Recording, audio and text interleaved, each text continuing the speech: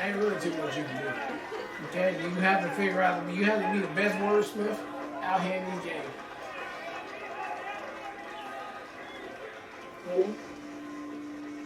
Amen. Amen.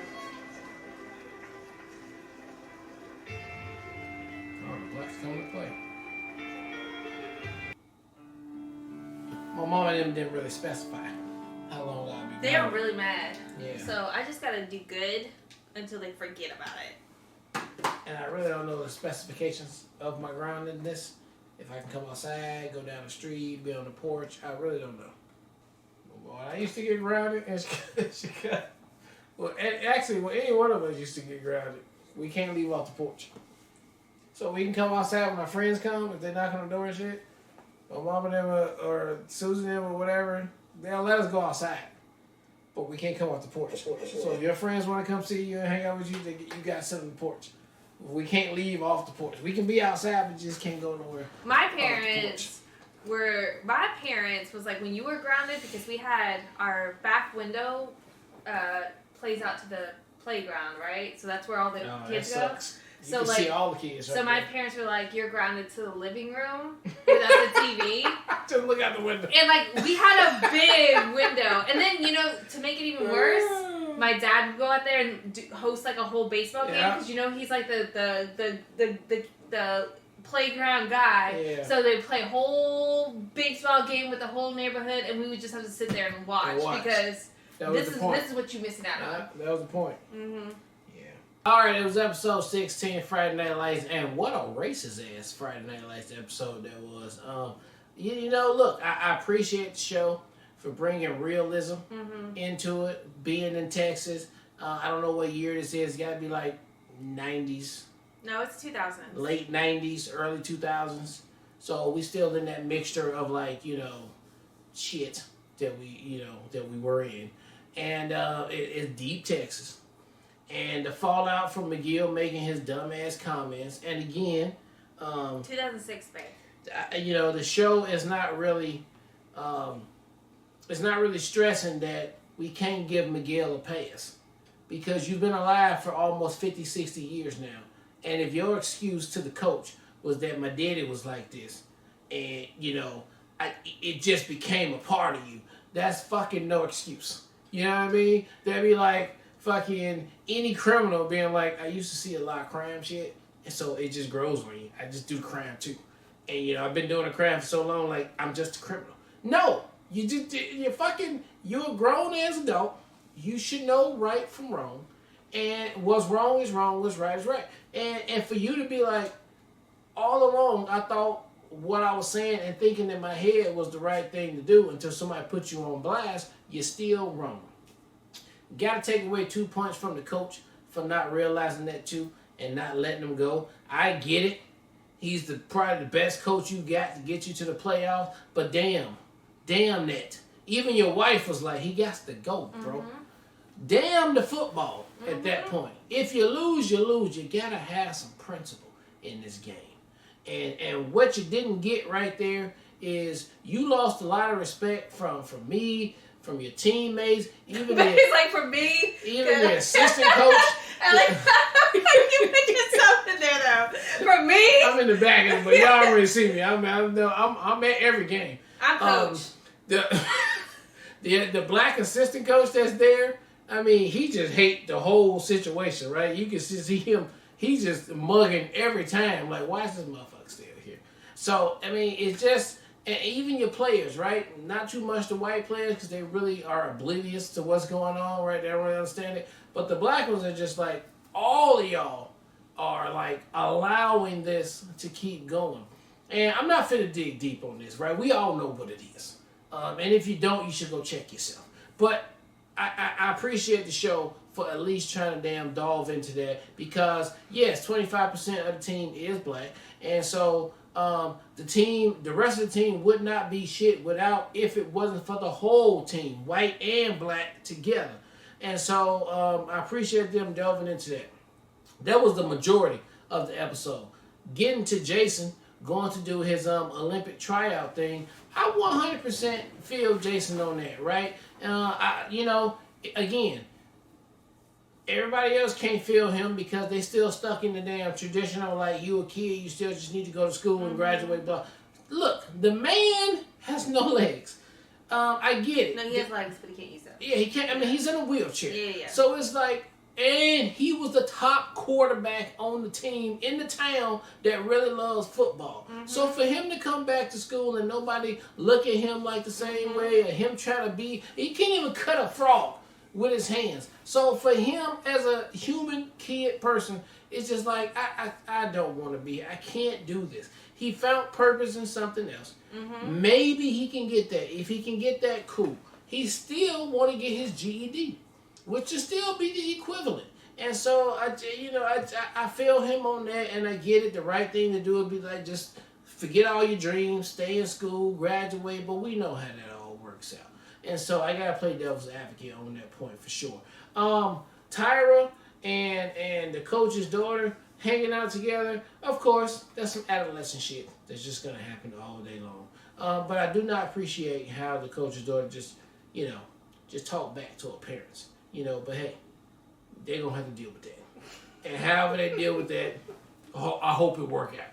Because, when it comes to any kids anyway, whatever happens, they always learn later on anyway, because they got a hard head.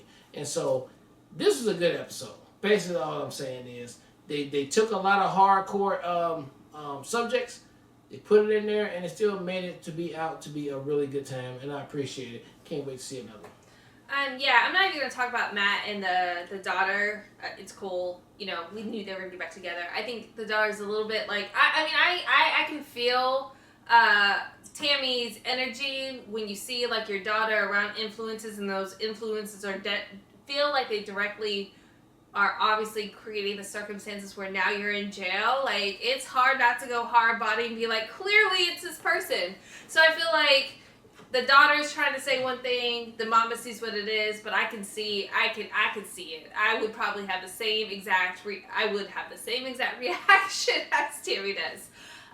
Where it comes with Jason, I totally agree with everything that you said. I think being somebody that like grew up with sports too and is a competitive and independent person, I wouldn't want to go back to a school where all they look at me is the person who's now in a wheelchair. Like, that would be so uncomfortable. I'd rather start over. I'd rather start fresh. Like, I'm not trying to throw away my education. I clearly want to get my high school GED. I clearly want to do something beyond this. But also, this is a huge fucking fuck up as far as like where my motivations are. And to be inspired and excited about something, if that was, as a parent, I'd be like, hell yes, I'm investing in that. It's not toxic. It's not bad. It's a competition. It's something that he's excited about.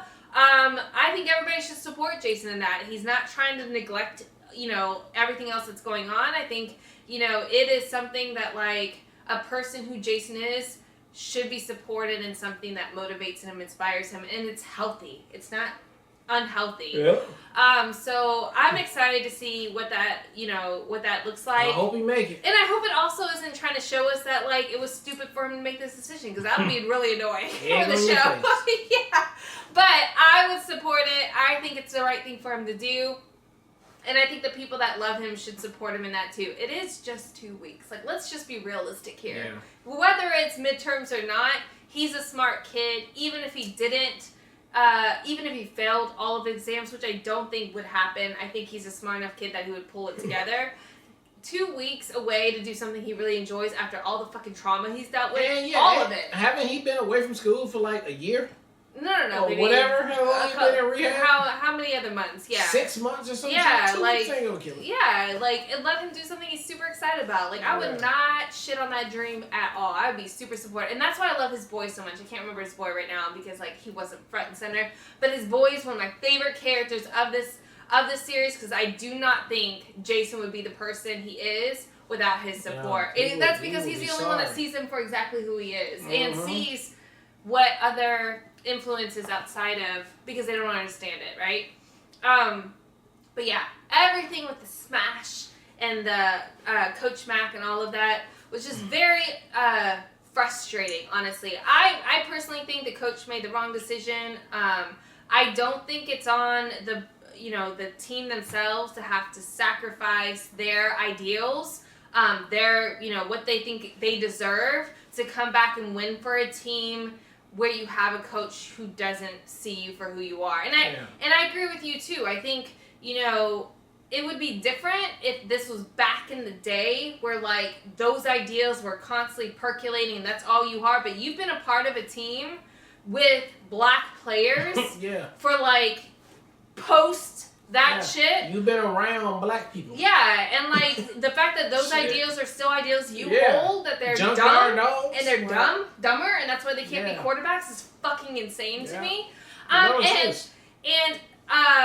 you mentioned it too, and I feel like he's got no time, but whoever the black assistant coach is, he ain't saying really nothing. He ain't say shit. Yeah. So like I feel like him watching all this is just like, this is such bullshit, but like this is what Texas is, and I can't say stuff. I just need a paycheck. So I personally don't feel like, it's not the same situation wherein like a Remember the Titans or in a classic movie where you change somebody's perspective in a time where things are super, super racist and divided. It's not like when you bring black people into a white school and people have to acclimate.